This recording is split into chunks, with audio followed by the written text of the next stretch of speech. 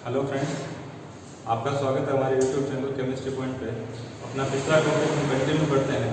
हम बात कर रहे थे ज्योमेट्रिकल आइसोमेरिज्म के बारे में, तो हम कुछ एक और एग्जांपल्स देखते हैं और हम ज्योमेट्रिकल आइसोमेरिज्म जो है उसको स्टडी करेंगे हेटेरोसाइक्लिक कंपाउंड्स के बारे में। किनमें?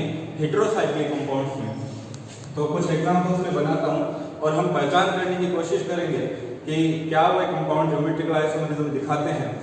देखिएगा, geometrical isomerism in heterocyclic compounds.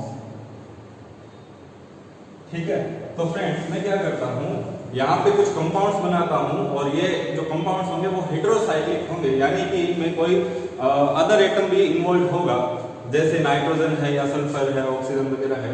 तो ऐसे एटम्स भी मैं क्या करूंगा, रिंग में एंटर करवा दूंगा।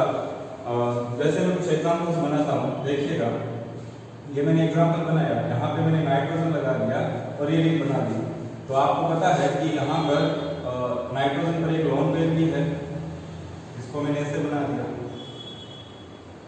ये कंपाउंड बनाया। कुछ और भी एग्जांपल्स हम ले सकते हैं, जैसे मैं यहाँ पर इस नाइट्रोजन की जगह अब की बार ऑक्सीजन डाल देता हूँ। ऑक्सीजन पर क्या है, दो लोन पेयर हैं। मैं क्या करता हूँ, 5 कार्बन की रिंग बनाता हूँ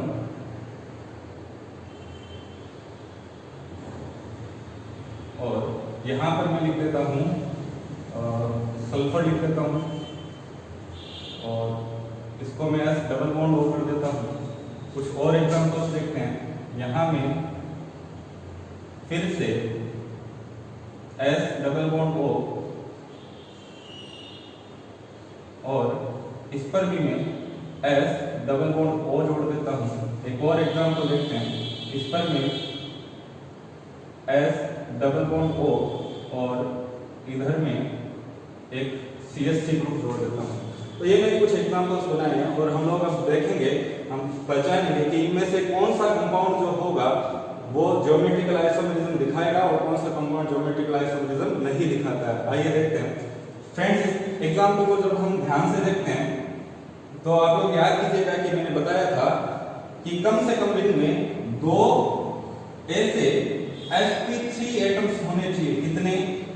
2 sp3 एटम्स ऐसे होने चाहिए जिन पर जो 2 ग्रुप्स या एटम्स लगे हैं, 2 ग्रुप्स और एटम्स, वो कैसे होने चाहिए?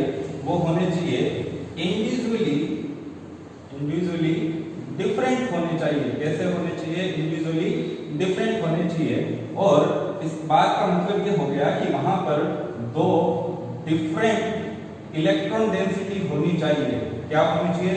2 डिफरेंट इलेक्ट्रॉन डेंसिटी होनी चाहिए, यानी कि लोन पेयर भी यहां पर चलेगा, लेकिन 2 सेम ग्रुप नहीं होने चाहिए। तो देखिएगा, ये मैंने नाइट्रोजन बनाया, यहाँ पर तो CH2 है, यहाँ पर भी CH2 है। इस नाइट्रोजन को जब हम चेक करते हैं तो इससे एक हाइड्रोजन भी जुड़ा हुआ है। ये नाइट्रोजन जो है कैसा है? sp3 है। तो बिल्कुल सही बात है, sp3 हाइब्रिडाइज्ड है ये नाइट्रोजन। इस पर देखिएगा फ्रेंड्स, एक तो हाइड्रोजन जुड़ा हुआ है, और एक इस पर लोन पेयर है। एक हाइड्रोजन जुड़ा हुआ और एक इस पर लोन पेयर है। तो ये दोनों डिफरेंट इलेक्ट्रॉन डेंसिटी है। ये नाइट्रोजन एटम जो है हमारी कंडीशन को सेटिस्फाई कर रहा है। इस पर दोनों जो ग्रुप्स हैं वो अलग अलग हैं, लेकिन अभी की दिक्कत क्या है कि ऐसा कोई दूसरा sp3 एटम नहीं है जिस पर 2 ग्रुप्स अलग अलग लगे, क्योंकि यहाँ पर भी CH2 है, यहाँ पर भी CH2 है। इसका मतलब ये कंपाउंड अभी भी ज्योमेट्रिकल आइसोमेरिज्म शो नहीं करेगा। यहाँ पर हम चेक करते हैं, तब देखिएगा यहाँ CH2 है, यहाँ पर भी CH2 है। तो ये दोनों कार्बन हमारी कंडीशंस को सेटिस्फाई नहीं कर रहे। इस जब मैं ऑक्सीजन पर देखता हूँ फ्रेंड्स, तो देखिएगा एक और एक 2 सिग्मा बॉन्ड बना रखे हैं, 2 सिग्मा और 2 लोन पेयर। आपको पता है हाइब्रिडाइजेशन का formula sigma bond plus lone pair, यानी कि ये ऑक्सीजन भी कैसा है? sp3 है। लेकिन देखिएगा कि यहाँ पर जो दोनों ग्रुप्स है या जो दोनों इलेक्ट्रॉन डेंसिटी है, वहां पर क्या है? यहाँ पर भी लोन पेयर है और इस पर भी लोन पेयर ही है, यानी ये दोनों इलेक्ट्रॉन डेंसिटी सेम ही है। तो ये ऑक्सीजन भी हमारी कंडीशन को सेटिस्फाई नहीं कर रहा, ये भी ज्योमेट्रिकल आइसोमेरिज्म दिखाने के लिए सुटेबल नहीं है। ओवरऑल ये कंपाउंड ज्योमेट्रिकल आइसोमेरिज्म शो नहीं करेगा। इसकी जब मैं बात करता हूं तो देखिएगा फ्रेंड्स, ये सारे कार्बन जो हैं वो CH, यहाँ पर सब जगह क्या है CH2 है, तो इनमें से कोई सा भी कार्बन ज्योमेट्रिकल आइसोमरिज्म की कंडीशन को सेटिस्फाई नहीं कर पा रहा है। इस सल्फर को चेक करते हैं, देखिएगा सल्फर के पास आपको पता है वैलेंस शेल में 6 इलेक्ट्रॉन होते हैं, इसने 4 इलेक्ट्रॉन खर्च कर रखे हैं, 1 2 और 2 बॉन्ड इधर बना रखे हैं, मतलब 4 इलेक्ट्रॉन खर्च हो गए, यानी कि इसके पास क्या है एक लोन पेयर है अभी भी। तो देखिएगा फ्रेंड्स इस सल्फर के साथ एक ऑक्सीजन जुड़ा हुआ है और साथ ही साथ एक लोन पेयर लगा हुआ है, यानी कि इसके पास जो दोनों इलेक्ट्रॉन डेंसिटी है वो डिफरेंट है, एक ऑक्सीजन जुड़ा हुआ है और एक तरफ क्या है लोन पेयर है, एक तरफ क्या है लोन पेयर है। तो ये सल्फर हमारी कंडीशन को सेटिस्फाई कर रहा है, लेकिन अभी भी कोई दूसरा sp3 एटम हमें नहीं मिल पा रहा जिस पर दो इंडिविजुअली डिफरेंट ग्रुप्स लगे हो। ये सल्फर तो ठीक है लेकिन कोई दूसरा ऐसा ग्रुप नहीं है, इसलिए ये कंपाउंड भी ज्योमेट्रिकल आइसोमरिज्म शो नहीं करेगा। इसको जब हम चेक करते हैं तो आपको पता है यहाँ पर एक लोन पेयर होगा और इस सल्फर पर भी क्या होगा एक लोन पेयर होगा, ये सल्फर भी sp3 है, ये सल्फर भी sp3 है, बिल्कुल।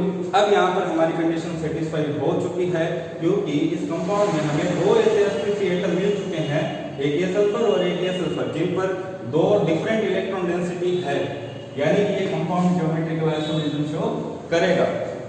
ठीक है फ्रेंड्स, इस कंपाउंड को हम ध्यान से देखते हैं, बिल्कुल वही बात कि सल्फर एक तरफ तो ऑक्सीजन के साथ जुड़ा है, एक इस पर क्या होगा लोन पेयर होगा, तो यहाँ पर दोनों जो इलेक्ट्रॉन डेंसिटी है वो डिफरेंट है, अलग अलग है। इस कार्बन को जब हम देखते हैं तो यहाँ पर एक CH3 है और साथ ही साथ एक क्या लगा होगा H लगा होगा, यानी इस कार्बन से भी दो अलग अलग ग्रुप जुड़े हुए हैं और ये कार्बन कैसा है sp3 ही है, यानी कि ये कंपाउंड भी ज्योमेट्रिकल आइसोमरिज्म शो करेगा। ठीक है, तो ये हमने कुछ हेटेरोसाइक्लिक कंपाउंड्स बनाए और हमने उनमें पहचान करी है कि किस तरह से ज्योमेट्रिकल आइसोमरिज्म शो करते हैं। तो फ्रेंड्स जब बात इलेक्ट्रॉन डेंसिटी की चल रही है, मैंने आपको बताया कि दो जो ग्रुप्स हैं वो दोनों अलग अलग होने चाहिए, यानी कि दो डिफरेंट इलेक्ट्रॉन डेंसिटी होनी चाहिए। तो इस कंडीशंस को कुछ और भी कंपाउंड है जो सेटिस्फाई करते हैं। जैसे देखिएगा अगर एल्डिहाइड और कीटोनों की हम बात करें, किनकी एल्डिहाइड और कीटोन की, तो देखिएगा नॉर्मली तो ये एल्डिहाइड और कीटोन्स जो होते हैं वो ज्योमेट्रिकल आइसोमरिज्म शो नहीं कर सकते। क्यों नहीं कर सकते? क्योंकि अगर मैं कुछ ऐसा लिख दूं, जैसे मैंने एल्डिहाइड का फॉर्मूला बनाया acid aldehyde CH3CH double bond O, तो ये कार्बन कैसा है sp2 है। अभी तो ये ज्योमेट्रिकल आइसोमरिज्म शो नहीं कर पाएगा, लेकिन यही एल्डिहाइड और कीटोन अगर हम इन एसिडिक मीडियम लें, किसमें लें अम्ल के माध्यम या एसिडिक मीडियम में लें, तब देखिएगा फ्रेंड्स क्या होगा, कुछ ऐसा हो जाएगा CH3CH ये O और इस O के साथ मैंने जोड़ दिया H, क्या जोड़ दिया H। तब देखिएगा फ्रेंड्स क्या होगा, इस कार्बन पर ये दोनों ग्रुप अलग अलग लगे हुए हैं, एक तरफ CH3 और एक तरफ H, और इस ऑक्सीजन के साथ भी एक तरफ कार्बन एक इस पर क्या है लोन पेयर है और एक इस पर क्या जुड़ा हुआ है H जुड़ा हुआ है। इस कंडीशन में ये कंपाउंड ज्योमेट्रिकल आइसोमरिज्म शो कर पाएगा। जैसे मान लीजिए मैं आपको ब्यूटेनॉन, कौन सा compound butanone in acidic medium, butanone in acidic medium, इसका एग्जांपल हम लेते हैं। ब्यूटेनॉन का मतलब CH3 ये हो जाएगा और C इससे जुड़ा हुआ है C2H5 और ये C डबल बॉन्ड O, क्योंकि एसिडिक मीडियम है, इसका मतलब इस O के साथ एक प्रोटॉन भी जुड़ गया है, तो अब इसके पास सिर्फ एक ही लोन पेयर बचेगा। अब देखिए फ्रेंड्स, इस कार्बन से दोनों ग्रुप अलग अलग जुड़े हुए हैं, एक तरफ मिथाइल ग्रुप है, एक तरफ इथाइल ग्रुप है, और इस ऑक्सीजन पर भी दोनों इलेक्ट्रॉन डेंसिटी जो है वो डिफरेंट है, एक तरफ H जुड़ा हुआ है और एक तरफ लोन पेयर जुड़ा हुआ है। हमारी कंडीशन सेटिस्फाइड हो रही है, इसका मतलब ये कंपाउंड भी ज्योमेट्रिकल आइसोमरिज्म शो करेगा। तो ये सारे कुछ एग्जांपल्स थे जो ज्योमेट्रिकल आइसोमरिज्म शो करते हैं। आगे हम बात करेंगे ऑक्सिन्स और जो एजो कंपाउंड्स होते हैं उनके बारे में, ऑक्सिन्स और एजो कंपाउंड्स के बारे में कि वो किस तरह से ज्योमेट्रिकल आइसोमरिज्म शो करते हैं। देखिएगा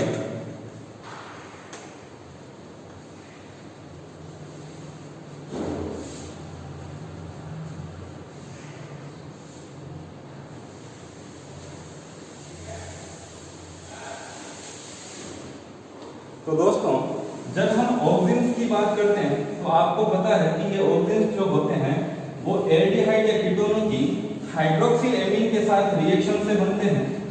कैसे बनते हैं? एल्डिहाइड और कीटोनों की हाइड्रोक्सिल एमिन्स के साथ रिएक्शन से बनते हैं, यानी कि इनमें क्या पाया जाता है, C डबल बॉन्ड N पाया जाता है। क्या पाया जाता है, C डबल बॉन्ड N। इस N से एक ग्रुप यहाँ पर फिक्स रहेगा ऑक्सीजन में, और वो कौन सा ग्रुप है, वो ग्रुप है OH ग्रुप। कौन सा ग्रुप, OH ग्रुप। इस N से हमेशा ही जुड़ा हुआ रहेगा। इस कार्बन की दो वैलेंस यानी खाली, और इन पर आप कोई सा भी ग्रुप लगा सकते हैं, कोई सा भी ग्रुप लगा सकते हैं। सपोज कीजिए कि मैंने एक जगह पर H लगा दिया, कौन सा ग्रुप लगा दिया, H, और एक तरफ मैंने लगा दिया CH3। अब क्या करना है फ्रेंड्स, इस OH को भी मैं जोड़ता हूं तो हम देखेंगे कि ये ऑक्सीजन जो है ये ज्योमेट्रिकल आइसोमेरिज्म शो करेंगे। दिक्कत क्या होगी कि यहाँ पर हम इनके लिए सिस और ट्रांस नोमेनक्लेचर को यूज ना करके दो नए शब्द लेकर आएंगे, और वो दो नए शब्द हैं कौन से, सिन और एंटी। कौन से, सिन और एंटी। देखिएगा फ्रेंड्स, यदि इस नाइट्रोजन के साथ जुड़ा हुआ ये OH ग्रुप जो है वो छोटे ग्रुप के साथ जुड़ा हुआ हो, या लोवेस्ट प्रायोरिटी वाला जो ग्रुप है उसकी साइड में हो। कौन सी साइड में हो, जो लोएस्ट प्रायोरिटी का जो ग्रुप है उसकी साइड में हो, तब तो हम उसे सिन कह देंगे। और अगर ये इस नाइट्रोजन के साथ जुड़ा हुआ OH ग्रुप जो है वो लोएस्ट प्रायोरिटी वाले ग्रुप के ऑपोजिट साइड में हो, तो हम उसे एंटी कर देंगे। जैसे देखिएगा, मैं क्या करता हूँ, इस नाइट्रोजन के साथ जो OH ग्रुप जुड़ा था उसको इधर वाली साइड में जोड़ देता हूँ।